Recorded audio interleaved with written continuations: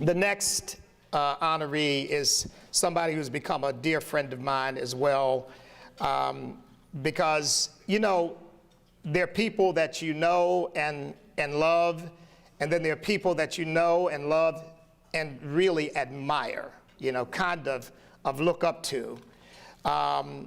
Ken Blackwell is one of those people because not only is he extremely accomplished, but he's one of the most decent people I've ever met.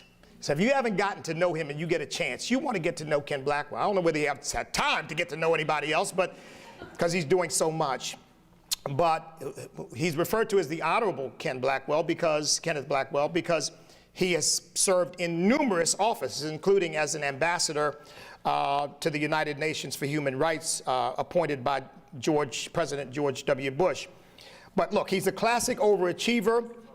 He's the Senior Fellow for Human Rights and Constitutional Governance at the Family Research Council. He sits on the board of the Timothy Plan, and the head of the Timothy Plan is here tonight. The American Civil Rights Union, the National Rifle Association, the Club for Growth, and many other organizations. In fact, it would take the rest of the night to tell you all the things that he's doing. He's a national best-selling author of 3 books, the latest of which he co-authored with Ken Klakowski, is Resurgent: How Constitutional Conservatism Can Save America.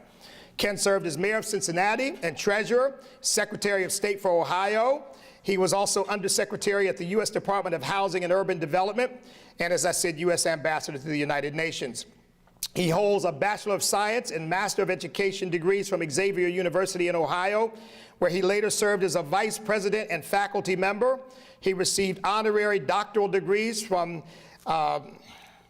institutions of higher education. I won't even bother to mention them all. In 1992, he's received the Xavier Distinguished Alumnus Award, was inducted into Xavier's Athletic Hall of Fame in 2015. Football player, when you see how big he is, you can understand that. In 2004, the American Conservative Union honored Ken with the John W. Ashbrook Award for his steadfast conservative leadership. His commentaries have been published in major newspapers and websites: Wall Street Journal, USA Today, New York Times, Washington Post, and on and on and on. But never shy about speaking the unpopular truth. In one town hall editorial commenting on President Obama's visit to Kenya, he wrote, "Mr. Obama lectured the leaders of Kenya about election violence. Meanwhile, he ignored the burgeoning Planned Parenthood scandal back home in the USA, while deploring violence in Kenya's elections that took 1,000 lives in 2007. The president has no remedy for the violence of Planned Parenthood, those traffickers in human flesh. Each day in America, this outfit kills 800 unborn children." Folks, Ken Blackwell is proof positive that the exceptional nation produces exceptional people, because we are free to pursue our God-given abilities. It is a pleasure to present another winner of the George Washington Award for taking a stand, the Honorable J. Kenneth Blackwell.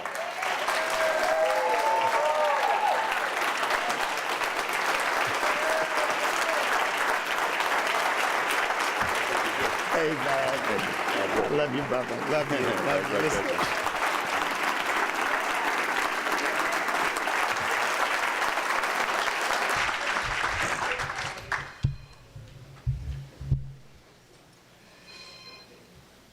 Thank you, Bishop.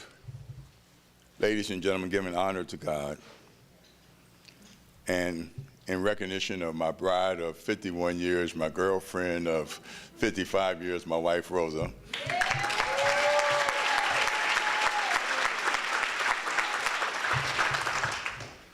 To the other honorees, those who have received, and my buddy who's yet to receive but will, congratulations, and it's good to be in the trenches with you all.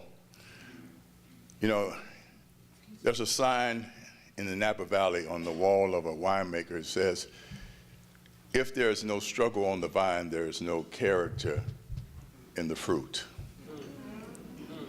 The human condition is not a spectator sport. If you want to change it, you have to be engaged in that change. You know, we all are in search of moral coherence as individuals, and so are nations.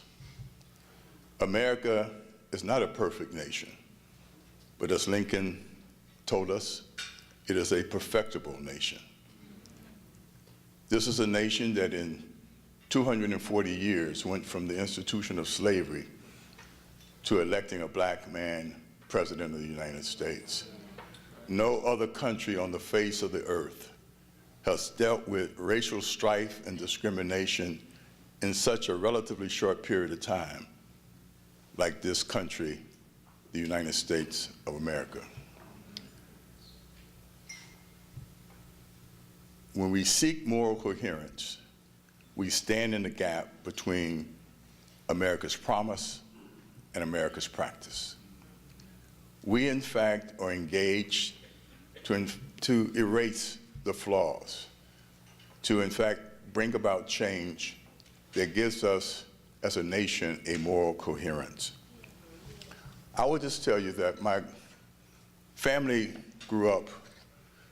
I grew up in a family that, as my dad and my grandmother used to say, was organized around 3 books: the date book, the checkbook, and the good book. And I would just say it's a simple way of looking at the world and at people and at how they behave. Your date book tells how you spend your time and with whom you spend it. And that's why I would ask you to take a look around the room. Take a look in your homes, in your churches, in your neighborhoods. How you spend your time and with whom you spend it. Do you close the gap? Do you help this country, our neighborhoods, and our families, and ourselves reach a moral coherence where we get our behavior to match the ideals that we profess to believe? The checkbook, as Jenny indicated, no matter how meager or abundant your resources, how you spend those resources, the stewardship you exhibit over them tells a lot about your priorities. You can talk a good game, but if you spend $100 on a pair of Nikes and not on a program that will help teach kids to read, that's kind of weird. The good book, it helps you choose the path of convenience, or it helps you to choose the path of conviction over the path of convenience. Go to the book, understand God's plan, and in fact exhibit the energy and the wherewithal to make life in America and life in the world more befitting to his design. I will close by telling you that I had a great uncle, which none of you all have probably heard of. His name was D. Hart Hubbard. My Uncle D. Hart was the first black American to win an Olympic gold medal in track and field. He did it in 1924. That year, he was supposed to compete against Eric Liddell in the 100-yard dash. Most of you all probably remember Eric Liddell and Chariots of Fire. When my uncle got to Paris, he was told, after debating Eric Liddell in a transatlantic conversation and debate, that they were going to resolve in Paris as to who was the fastest human being on the face of the earth. He was told that the 100-yard dash and the high hurdles were white-only events, and he couldn't compete. When he came home, he told my mom that God had blessed him because he allowed him to set the world record in the long jump, but he got to witness something that became the watch phrase for our family, and that was fidelity to faith. He watched Eric Liddell forego a race to worldly glory to honor the fidelity of his faith. Bishop, as you encourage folks to take a stand across this nation, you in that tradition are saying to folks, more important than anything is that we show fidelity to God's word. And when we do that, no matter how difficult the struggle, we win because God wins. Thank you very much.